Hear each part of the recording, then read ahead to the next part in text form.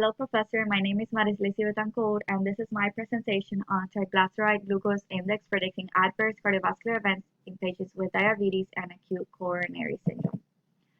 The problem statement is this study aimed to investigate whether the TYG index has a prognostic value for major adverse cardiovascular events in patients with diabetes and acute coronary syndrome who received different treatments. The gaps in this literature was previously there was no relevant study focusing on the impact of the TYG index on major adverse cardiac events in patients with diabetes and acute coronary syndrome who underwent non-invasive or invasive treatments, so there was definitely some lack of information. So the purpose statement is investigating the prognostic value of the TYG index in patients with diabetes and acute coronary syndrome.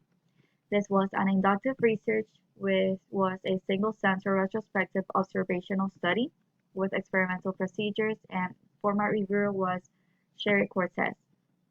So for the methods, a total of 2,531 consecutive patients with diabetes who underwent coronary angiography for ACS were enrolled with this study. Patients were divided into tertiles according to their TYG index.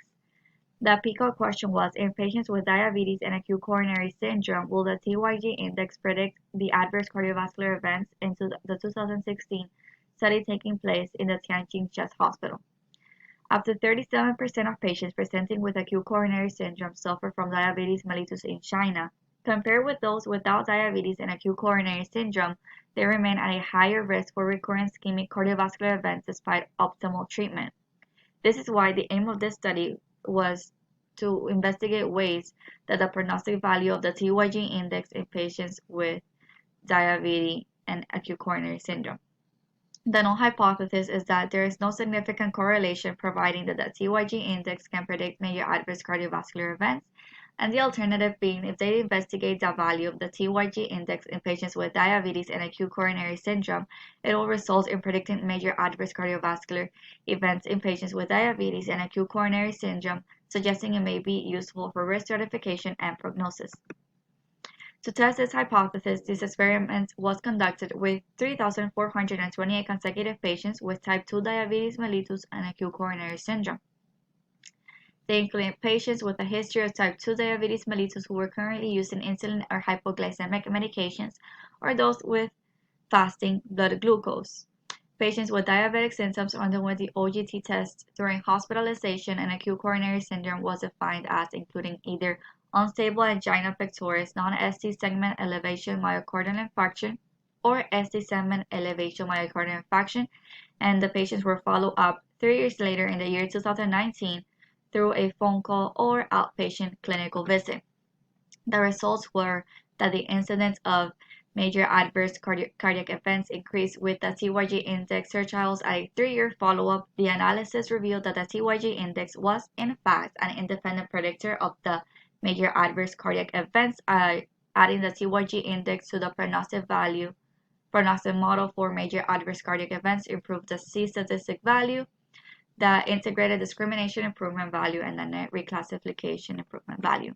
In conclusion, it was proven in fact that the TYG index predicts future major adverse cardiac events in patients with diabetes and acute coronary syndrome, suggesting that the TYG index may be a useful marker for risk stratification and prognosis in patients with diabetes and acute coronary syndrome. The population for this experiment was patients that were admitted to the Tianjin Chest Hospital in the year 2016, with a sample of 3,428 consecutive patients with type 2 diabetes mellitus and acute coronary syndrome. The independent variable was the TYG index, and the dependent variable were the patients with diabetes and acute coronary syndrome with a level of measurement of ratio, and the sampling procedure where the participants, the patients were that admitted to the Tianjin Chest Hospital in China in the year 2016 from January to December for coronary angiography. The patients with a history of type 2 diabetes mellitus who were currently using insulin or hypoglycemic medications were also included, and the patients with diabetic symptoms underwent the OGT test during hospitalization. However, the patients with severe valvular disease or congenital heart diseases were excluded from this experiment, and the data analysis was the GRACE GRAC score, were not normally distributed, the variables were expressed as medians with interquartile ranges, and the categorical values were presented as frequencies. And multivariate linear regression analysis based on the stepwise method were performed to reveal factors associated with the TYG index, and the possible factors included age, sex, duration of diabetes, smoking history, hypertension, previous MI, etc. So the findings for this research came to the discovery that the TYG index still remains controversial.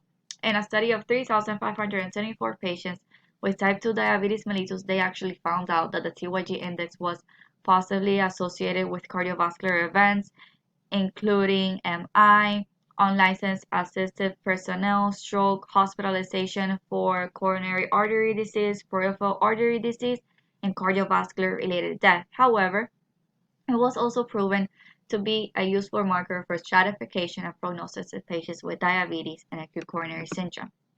This was my reference, and my metacognitive reflection is that the reason I chose to do this research article as my project is because I had never heard about this specific topic before. Therefore, I thought it would be an interesting topic to talk about and also learn while doing it. Choosing the articles was very easy for me. I did not have any kind of trouble looking for the article. And as I was going through this article, I found out how much information went behind all of this, including their follow-up with the participants 3 years later. And overall, I did enjoy the reading about this topic, which at first I didn't know anything about. But with this task, I became more informed with the topic, and this includes my presentation. Thank you.